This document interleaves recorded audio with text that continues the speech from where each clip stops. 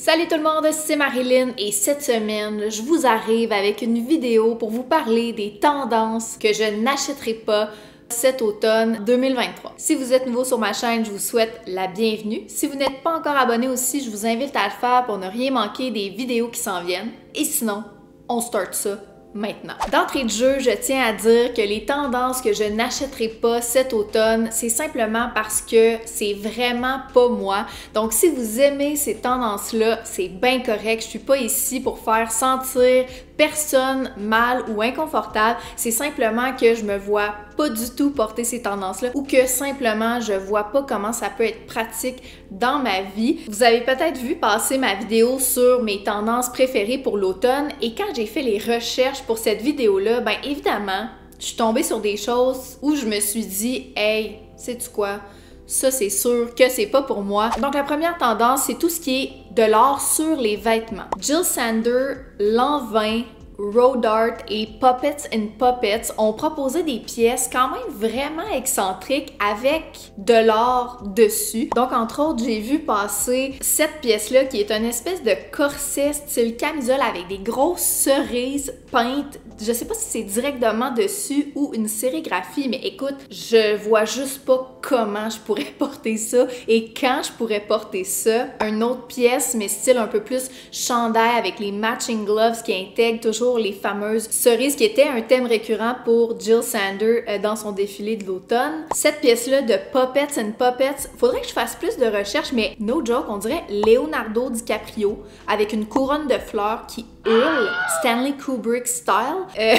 Genre, je reconnais le travail puis l'effort, mais it's too much for me. Et finalement, cette maxi robe en satin mauve de Road Art avec l'espèce de crinoline vert puis une espèce de fairy comme une fée avec des oreilles. Écoute, c'est un peu capoté puis je vois pas comment je pourrais le porter. Je me répète, mais c'est juste vraiment intense. J'en ai vu beaucoup de ça, mais clairement, art on clothes de cette façon-là, ça sera pas pour moi cette saison-ci. La prochaine, je l'ai nommée Cruella Attire.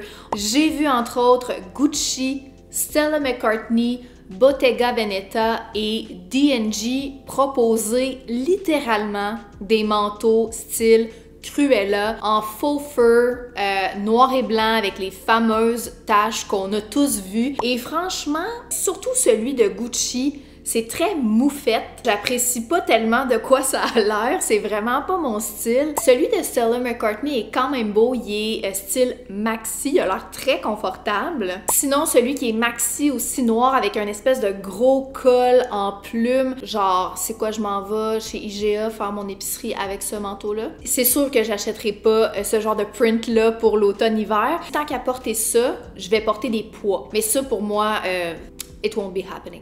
La prochaine tendance que je n'achèterai pas, ce sont les plumes. Et là, j'ai envie de vous montrer des looks parce que j'ai bien ri. Loewe a proposé un look tout en plumes. C'est la première fois que je voyais ça. Tu sais, je tiens quand même à souligner le génie créatif du designer derrière, mais là, c'est un look vraiment en plumes près du corps et les plumes sont placées comme sur un oiseau. Est-ce que je suis un pigeon voyageur? C'est vraiment ce look-là me serve des vibes d'oiseau carrément. Je veux dire, qui porte ça? Je le sais pas. G.W. Anderson a proposé une espèce de boléro en plumes qui est quand même beau. La couleur est belle, qui vole au vent, mais qui, ma foi, ne semble pas très pratique. Et finalement, Bottega Veneta, cette robe-là, spécifiquement mint, qui intègre un col de plumes, c'est vraiment beau. Puis j'ai vu plein d'autres intégrations de plumes sur des chandails, sur des foulards, même sur des pantalons. Tu sais, la plume, j'aime ça. J'ai même un boléro qui a des plumes aux manches que je porte en dessous d'un veston, fait que mon veston a l'air d'avoir des plumes. À l'été, j'aime quand même ça, mais je trouve juste vraiment pas ça pratique pour d'envie, mettons.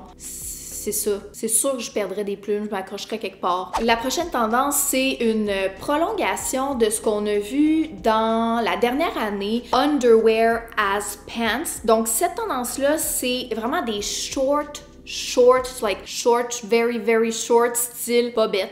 littéralement. Miu Miu en a proposé beaucoup dans son défilé d'automne-hiver. Ils ont pas de neige, hein, à Milan, je pense. Peut-être que pour eux, ça peut fonctionner avec un collant en dessous, tu sais, je trouve ça quand même mignon. Westwood aussi, Vivienne Westwood en a proposé, c'est juste que moi, je serais pas confortable de porter ça, même que j'avais dit dans une vidéo que je l'avais essayé. J'étais sortie pour le montrer à Alex, puis c'était pas pire si j'avais mis, mettons, un long manteau par-dessus, mais tu sais, ça peut marcher sur une passerelle, un runway, mais je vois pas comment l'intégrer dans la vie de tous les jours. Je serais vraiment pas confortable, mais je trouve ça mignon, mais ça sera pas pour moi. La cinquième et dernière tendance que je n'achèterai pas, c'est le style années 50, donc un peu pin-up. Sur les runways, j'ai vu beaucoup de ces genres de robes-là ou encore haut de tailleur avec jupe, notamment chez Bottega Veneta, Dior et même chez Balmain, mais c'est juste tellement pas moi ce style-là, donc vraiment la ligne de la robe est beaucoup plus bas, donc un drop waist, souvent la robe va être, ou la jupe,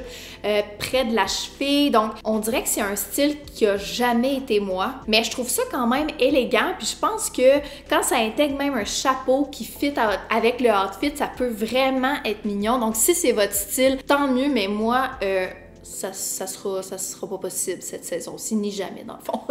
C'est ce qui conclut cette vidéo sur les tendances que je n'achèterai pas pour l'automne-hiver. Et là, la gang, dites-moi en commentaire, est-ce qu'il y a une de ces tendances-là que vous porteriez? Écrivez-moi en commentaire, ça me fait toujours plaisir de vous lire. N'oubliez pas aussi de liker cette vidéo, de vous abonner si c'est pas encore fait. Merci d'être là avec moi à chaque semaine. C'est un grand bonheur de pouvoir vous parler de mode et de trouvailles vintage. On se dit à la semaine prochaine. Passez un bon week-end. Salut!